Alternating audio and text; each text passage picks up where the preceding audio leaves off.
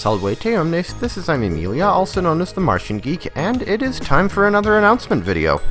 First off, I hope everybody had a good Christmas, or Hanukkah, or Festivus, or whatever other winter holiday you may celebrate. Happy holidays to everyone, and if you're the type of person who actually gets offended about people saying happy holidays, well, grow up, quite frankly. There is no war on Christmas, nobody is infringing on your rights to celebrate whatever holiday you want, however you want, and maybe the reason you're perpetually butthurt is that you have a stick so far up there.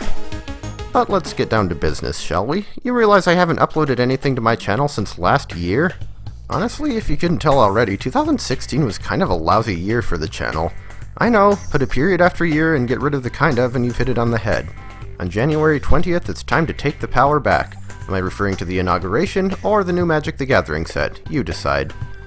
Now, when it comes to Let's Plays in 2017, I guess if nothing else, I do hope to try to at least be more productive this year than I was during the last one. Once again though, my game plans at this point really aren't that definite. I suppose I'll just have to figure it out on the way. I do plan to do more of the analytic kind of LPs, like I did with Dynamite that one time. I could do Roller Coaster Tycoon, though I still need to finish all the scenarios first. I need to get back into that game, that was fun. I could also do Plants vs. Zombies, and I suppose this is the part where I grumble about the sequel only being on phones, but I think I complained enough about that last year if I remember correctly. I would like to do more co-op LPs as well. Though, as my friends know, my tastes in games really don't tend to work very well with multiplayer. I think, other than Goof Troop, pretty much the only multiplayer game that I played that I really liked was Keep Talking and Nobody Explodes. Though I guess I can at least tolerate Mario Kart Worms and Tails if I'm playing them with friends. My roommates and I tossed around the idea of doing a co-op Let's Play of Tales of Symphonia, though I don't see that being all that likely to happen. So I'll definitely mostly be doing single-player games. There will definitely be more Mario in the future. I have plenty of those left, both official and fan games. There are still some older games and some newer ones in the main series for me, as well as some spin-offs. I'm not doing Super Mario 64, I can't stand that game, but I actually would be quite interested in doing Super Mario 3D Land and World. Of course, the thing with those is I'd want to do 3D Land first, since World is the clearly better game, and as I've mentioned before, I have no way of recording 3DS games. So while I would like to do those, it might be a while. I will also definitely be doing more Mega Man. I've come nowhere near finishing everything in either the Classic or X series, and there's still the ZX games to consider as well. The Zero series, I might just skip those. I didn't really care for them as much. There's some potential fan game material there too. Here's hoping 2017 is the year that Mega Man X Corrupted finally gets released. Though Mega Man X 7 and 8 might be a bit of a problem. My capture card uses HDMI, and I can't emulate PlayStation 2 games. Or at least I couldn't last I checked, and I think that was actually on a different computer, so maybe I need to check that again. And to anyone wondering if I'll ever do Mighty No. 9, I did consider it previously, but now that the game is actually out, it actually looks kind of disappointing and lame, to be honest, so probably not. From what I played of it, I think Shovel Knight actually felt more like a Mega Man game than Mighty No. 9 did, which is kind of silly. Now, Shovel Knight, there's a game I actually did quite enjoy, and I would consider doing a playthrough of that, though I know it's already been done by people who are better and probably more entertaining than me, so I'm not sure if there'd be much of a point to it. More RPGs would also be good. It's been over 6 years and I still only have one of those in my repertoire. Granted, the one I did do was the longest LP I've done so far, at least as far as episode count goes, despite actually being definitively on the short side as RPGs go. So those kinds of things would definitely be a time commitment that I'd have to prepare for. But I could see it happening eventually, maybe a Mario and Luigi game or 2 or 3, maybe Radiant Historia. I know I've mentioned the Trail series a lot on this channel, and I would certainly consider those. Definitely not after just spending so long on Donkey Kong Country Returns though, considering any one of those games by themselves would make Returns pretty much look like a single day's endeavor in comparison.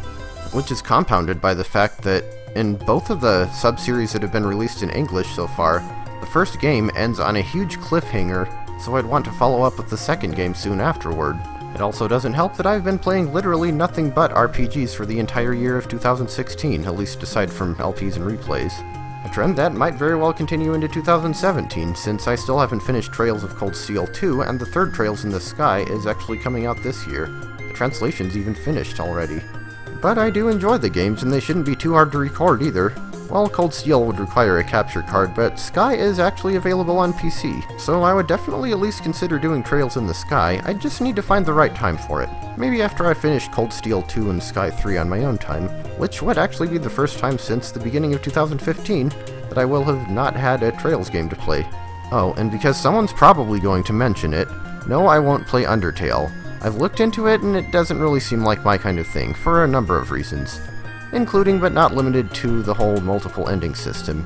I mean, if I want to go through a game just enjoying the story and not fighting any monsters whatsoever, I might as well just play a visual novel and at least not still get attacked by stuff. Another Falcom series that I've considered doing is Ys. Those are action RPGs, not turn-based. I got Ys Origin on Steam, played it, liked it, got through the game with the first character, and 2/3 of the way through with the second one so far. So there is that. And Oath and Felghana seems to be along the same lines, so I guess that's another game I could consider doing at some point, potentially. I also have one more Mickey Mouse Magical Quest game, and it's very likely that that'll happen at some point in 2017. And of course there's always Donkey Kong Country Tropical Freeze. I wouldn't be doing that game for a while, for what should be obvious reasons, but I still think I can pretty safely say that that game will be a when, not an if. Any other games beyond those, well, as I said before, I'll probably just figure it out as I go. Naturally, I also plan to use the channel for things other than Let's Plays. Things like more Famitracker arrangements, more video game music with lyrics.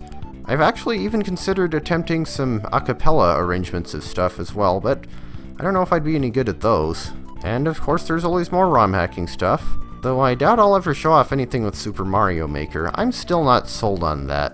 Not sold on the Switch either so far. None of the launch games really look all that interesting to me. Though if Nintendo keeps acting like jerks to their fans, seriously, what is it with that lately? Then I just might not end up getting the Switch even if it does eventually get games on it that I want. Or at least not new, I could get it second hand and at least not give money directly to them.